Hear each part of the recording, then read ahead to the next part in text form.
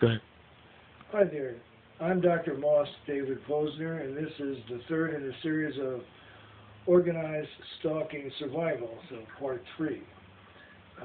Rick Pinheiro, who usually is with me, had to leave early, unfortunately, and he regrets that, I'm sure.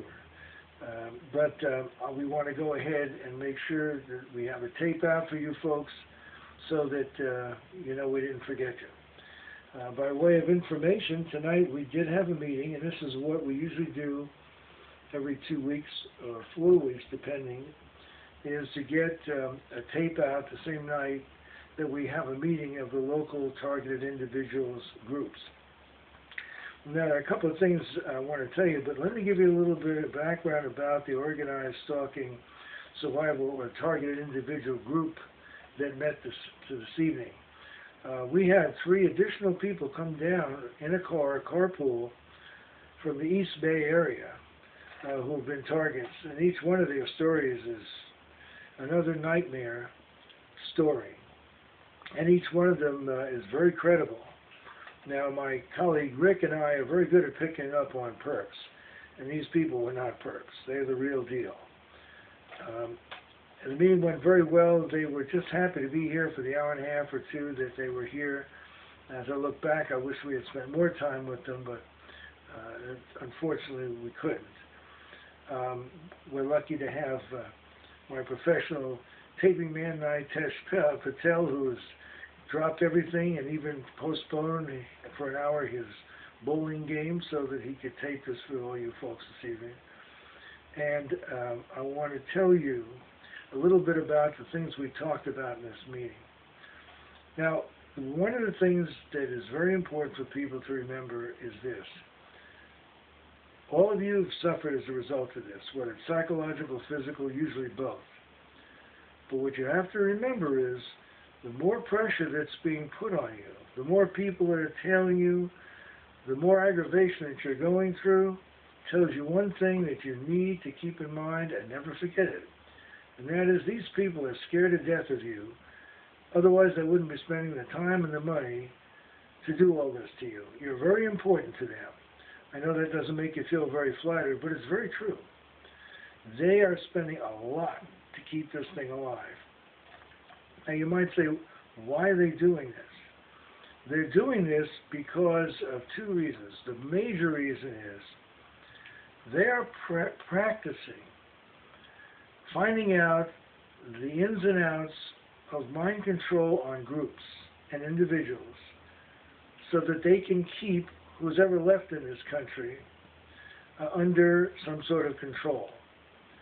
Now, I probably couldn't find a better audience that would appreciate that statement without thinking I was paranoid or weird than you folks, because you've seen paranoid and weird technology, and this is no surprise. But that's what this is all about. Other cases, there are local police, FBI, and so forth, who have enough clout that they can pull resources to harass an individual that may have crossed them. But they're all part of the same club of misfits. They're all part of the same clown club. So just understand it from that point of view. You have more strength in being alive, in being able to watch this tape, and being able to understand what's being said and being able to act on it. You have more going for you than these clowns have going for them. Because if they were in a similar position you are now, I'd love to see how long they'd last. I don't think they'd last very long. Think about that for a moment. I saw an interview between a guy who trains the Rangers, Army Rangers. And it was a documentary on TV. And the interview was asking, why do some people endure the survival training and other people drop out? Has it to do with physical endurance or training, intelligence? He said, it doesn't have to do with any of those things. He said, what it has to do with is attitude. If people can convince themselves that they can endure, and they keep talking to themselves, they call it self-talk. Come on, you can do it. Come on, you can do it. It makes all the difference in the world. I could say a lot more about that, and I will in the future.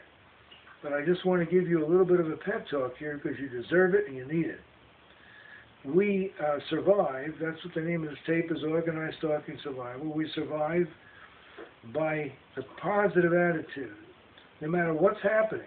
You can't make them go away, but if you're going to make them go away or lay off, ironically enough, the only way you're going to do that is not by giving in and saying, okay, I'll be good.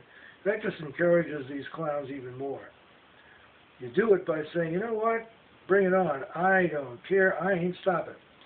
Because the more that you resist the temptation to give in, the harder it is for them. It's going to make it harder on them and easier on you, believe it or not. Easy for me to say, although I've been involved myself, so I think I'm qualified to comment. But I haven't been hit as hard as some of you. The other thing I want to tell you is be very suspicious of people you don't know. You can drive yourself crazy. There are things to look for. I'll be very honest with you. I am extremely suspicious of each and every online stalking or harassment group that exists.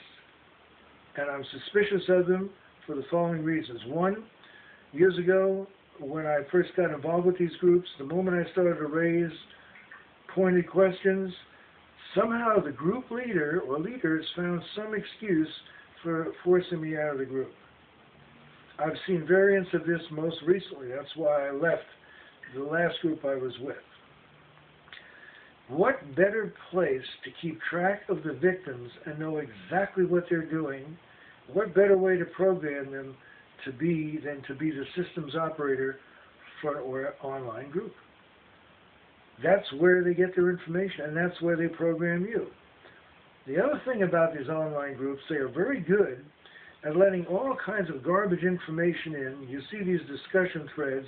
If you weren't schizophrenic before you started to read them, you will after, because they talk about everything under the sun and so forth, and it only aggravates the disorganization of the thinking of the people who are in the group. Third thing is, what they should be doing is showing you how to survive, not just, oh, that's a terrible thing. Well, you might try that shield, and I don't know about that. Well, what do you think? Nonsense. They should be giving you an online manual, how to survive government harassment. And we're getting together something like that for you guys. The important thing is, do not give in.